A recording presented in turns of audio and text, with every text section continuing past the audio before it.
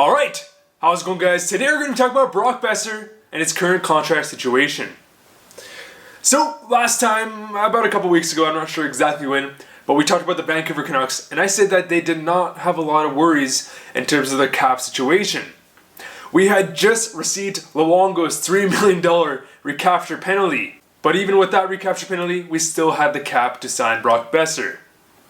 However, since that video took place, of course, we just signed Michael Ferland to a $3.5 million over a 4-year deal.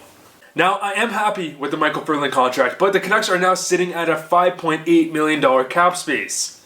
And they still do need to sign both Brock Boeser and Nikolai Goldobin. Now, Nikolai Goldobin is kind of a different story. We don't really know what's going to happen with him, but we do know for a fact that obviously we're going to be signing Boeser, whether that's tomorrow, whether that's a week from now, just sometime. Now, I would imagine that given Brock Boeser's really great production within his first 2 seasons, now he's just been shy of 30-goal seasons, and I do believe that Brock Boeser is on his way to having his most productive season yet. Of course, he's been injured, but I would imagine that he's going to be making somewhere between, I would say, 6.57 to around $8 million, and that really depends on the term, because we're seeing a lot of contracts recently that are more like bridge contracts. They're not really bridge contracts, but they have shorter term with the belief that obviously the salary cap is going to be going up a lot in the near future. Because the thing is, Brock Boeser, like I just mentioned, is someone who's been injured. And I do believe if he does remain healthy, he can be a 40-plus goal guy. And of course, you know, you have to pay a lot of money to 40-plus goal guys. And I would have to imagine that the Canucks management would have to feel the same way, especially with having a guy like Pettersson in the lineup who's only getting better, who's only going to help the people around him, and considering that Brock Boeser and Pettersson are line mates. And of course, the Vancouver Canucks have been acquiring a lot more talent, a lot more prospects entering the lineup. You can only imagine Brock Boeser's production just to get better and more consistent. So again, Brock Boeser is just going to receive a premium no matter what. So as of July 30th, as I record this video, it was reported that Brock Boeser and the Canucks are not even really close to finishing a deal. A lot of RFAs within this crazy RFA class are kind of in the same situation. They're really just waiting for other RFAs to sign contracts to really set the market. The only major RFA forward who's signed a contract so far is really Sebastian Aho, who just signed for just shy of $8.5 million. However, given that many people thought that Aho would be signing for even more, you know, between like 9 and 10 million, it still really hasn't set the market, and this massive game of chicken continues. So again, remember when I said that Luongo's recapture penalty wasn't an issue? Well, it's not a huge issue, but that $3 million would have really been nice. In fact, it probably would have been enough to sign both Boeser and Goldobin and have a little bit of change to do something else with. But now that we only have $5.8 million in cap, it's gonna force Jim Benning to create some type of trade to create more wiggle room in our cap situation. Like, that's just a given. It has to happen, or Boeser's not playing on the team, but I don't see that as a scenario. Now, there's been a lot of rumors about guys like Chris Tanev, Brandon Sutter, of course, Louis Eriksson being thrown around in the trade market.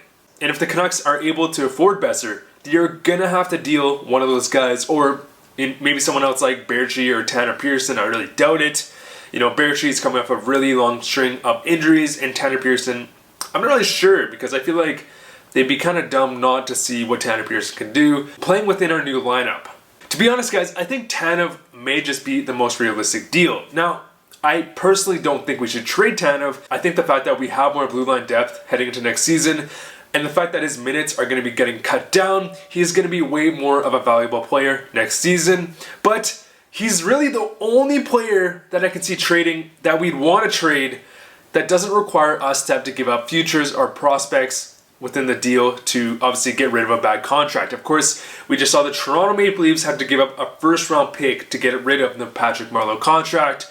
And I'm not going to say it's a first-round pick, but we may have to give up, you know, seconds, thirds, or, you know, some other prospects to get rid of a guy like Louis Eriksson or Brandon Sutter. Now, I think Brandon Sutter, I think he is a great bottom 6 guy, but given his salary, he's definitely not a very attractive option. Now, we could retain some of his salary. That's to be part of the conversation, but at that point, you might as well just, you know, give up a pick or something.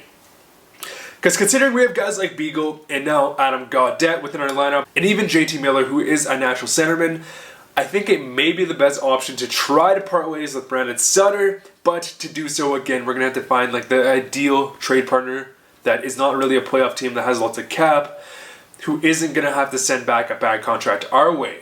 Meaning, again, we may have to include a second third round pick or maybe some prospects. I'm really hoping, and I don't think it will, into a William Nylander situation where, of course, he missed training camp and then he missed a big handful of games. I don't think it will, but, you know, with this big game of chicken, something has to happen, something has to give.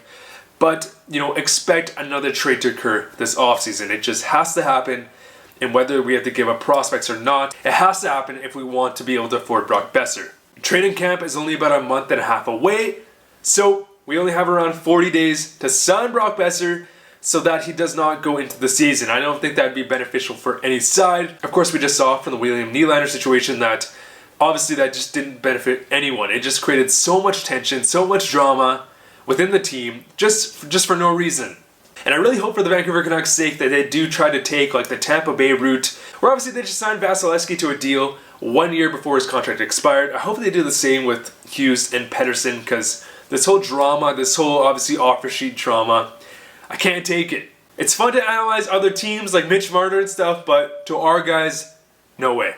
Because the crazy thing is, if someone did try to offer sheet Brock Boeser, just say to $9 million, I mean, that's kind of that's a lot of money for Brock Boeser. But if someone did, like, how could we afford that? We would have to make some drastic moves to be able to match that contract. And I don't want to be put in that situation. I hope we don't get put in that situation. But that's what happens when Luongo decides to retire. This is all Luongo's fault. No. But, you know, I think it was important that obviously Jim Benning committed to our team this season, or this offseason. Pick up a guy like Michael Ferland to a pretty reasonable contract who kind of created this whole tension. There's still a lot of wiggle room with guys like Tanev, but you know what? I guess we'll just see what happens. But anyways, guys, how much do you think that Brock Boeser is going to be paid? And definitely let me know down below what you think about this whole situation. And perhaps who should the Vancouver Canucks trade in order to make some more cap space? But anyways, guys, thank you guys so much for watching. Alright guys, post-production Rob here. So after editing this video, I came across the fact that Brock Boeser's dad, Duke Boeser, has recently fallen ill. So, of course, the whole Brock Boeser contract situation is nowhere near the top of his priority list. Of course, it is family first now. Of course, hockey is just a game, and, you know, obviously his family's health is way more important than figuring out a contract, you know, right away here in the summer. Before I end this video, I thought I would mention this because I think it is definitely an important topic. Of course, it's going to affect the whole contract situation, but at the end of the day, you know, it's just a contract, and his dad's health is more important. So I ask that you guys send all your prayers to Duke Boeser. Anyways, guys, thanks for watching.